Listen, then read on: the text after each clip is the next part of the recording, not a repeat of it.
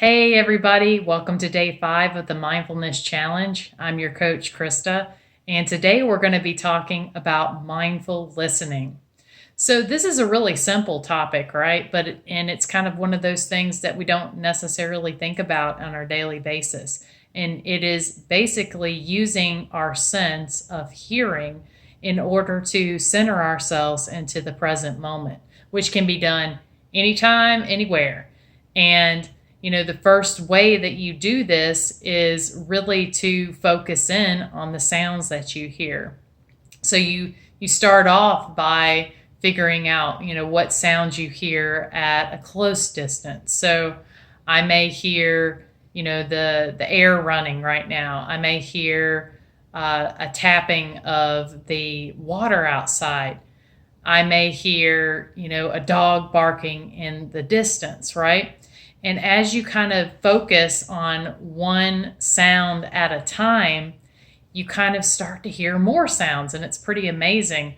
When I do this, I'm always amazed, especially out in nature, the things that I hear. So it's kind of like different levels of the onion that you peel off. So you hear, some things are first. If you're walking in a forest, you may hear the cracking of the rocks underneath your feet. But when you stop and pause and you open up your senses even more, or maybe even close your eyes so that you can hear even better, you may start to hear a bird in the distance, or, you may hear something walking through the woods. And this process can be a really cool experience because there are so many things that go on around us and we just don't even hear them. We don't pay attention to them. And, for me, especially out in nature, it's almost like the forest or wherever I am, the ocean, it becomes alive. And you can really feel, your connection to it in that way. Sometimes when we're doing this exercise, we may hear things that are not so great. One thing that I do not like to hear, and I always get a chance to practice mindfulness, is a baby crying. And, I have 2 kids. And nobody likes to hear a baby cry. It is not a good thing. And as soon as the baby starts crying, you usually want to, appease the baby, somehow make him stop crying, right? Him or her. And, when you hear the baby crying and you get deeper into mindfulness, you start using the non-judgment aspect of it, right? So when my son would cry and I would start to hear this, right? I would be non-judgmental to it. Because what happens to us, and we talked about this in an earlier episode, was, as you hear things you don't like, or you see things you don't like, you smell things you don't like, you kind of like stiffen up, right?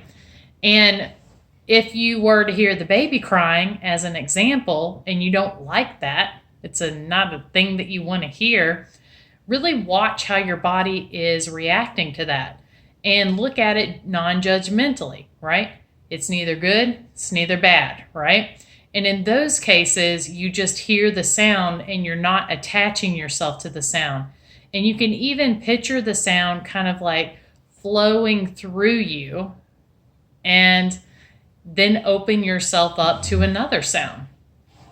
So that's kind of the exercise that I would say that today is to, try to focus in on this sense where you're listening for, the first layer of sounds, and then you focus on something, and then you move to the next layer of sounds and the next layer of sounds, and just see how far you can get to it. And as you hear things, be non-judgmental to them. So I'm also going to attach to this particular episode some sound therapy meditation. So I personally really enjoy sound therapy, and it's been around since ancient times. Maybe some of you guys have heard of Tibetan singing bowls, or you've heard of, tuning forks or different types of sound therapy. The one that I use most often are kind of like Hertz meditations. So there's different types of Hertz frequencies that you can listen to in order to raise your vibration. And the idea of this is that, all of us we're pure energy, right? And as we, get sickness, or we feel stressed, or we have anxiety and these different things, it kind of lowers our frequency. And as we lower our frequency, the idea of sound therapy is that sound therapy can raise your frequency higher so that you feel better, so that you have more energy. And a lot of folks, including myself, have had a lot of benefit from using these different types of the sound therapy in order to raise your vibration, to alleviate stress, to alleviate, all the things that we don't want, right? Just to feel better. So I hope that you guys enjoy the meditation that I'll post. There are different types of frequencies that I personally use. The one that I use the most is 528 hertz. And, there's different hertz, which is, in itself a very cool thing. I also love to listen to Tibetan singing bowls or chakra bowls. So I'd love to hear what works for you guys in this case for our day 5 exercise. So I hope that you guys have a great day, and we'll talk tomorrow.